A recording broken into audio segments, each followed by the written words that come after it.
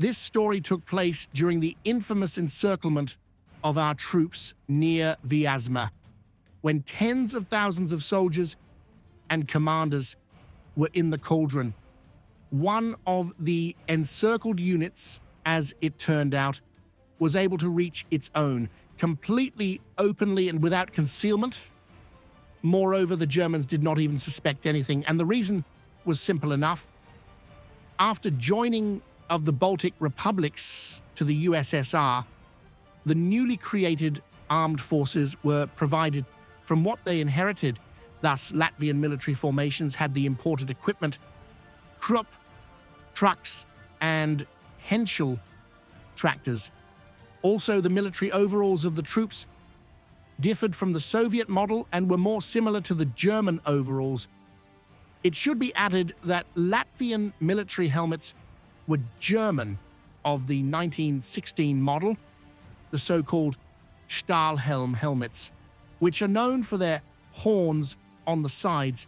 And so it happened that the newly formed, or rather transformed, 24th Territorial Latvian Rifle Corps, in its appearance from afar, did not differ much from the German units, only with the Soviet insignia and stars drawn on their helmets.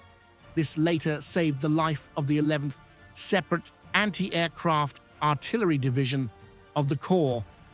Already during the fighting near Vyazma in the fall of 1941, the division was protecting the sky from the enemy aircraft, and after the encirclement, along with 1 million commanders and soldiers, it found itself in an environment it was impossible to get out of the encirclement. So the command of the division decided on a crazy gamble. Our unit simply walked out of the forest at dusk, and together with all the equipment in full view of the Germans, headed in the direction of the front. The Germans, taking the anti-aircraft gunners for their own, did not interfere in any way, so the division got to the front line without much trouble and crossed over to theirs. Fortunately, our defensive units did not immediately open fire, taking the Latvians for the Germans.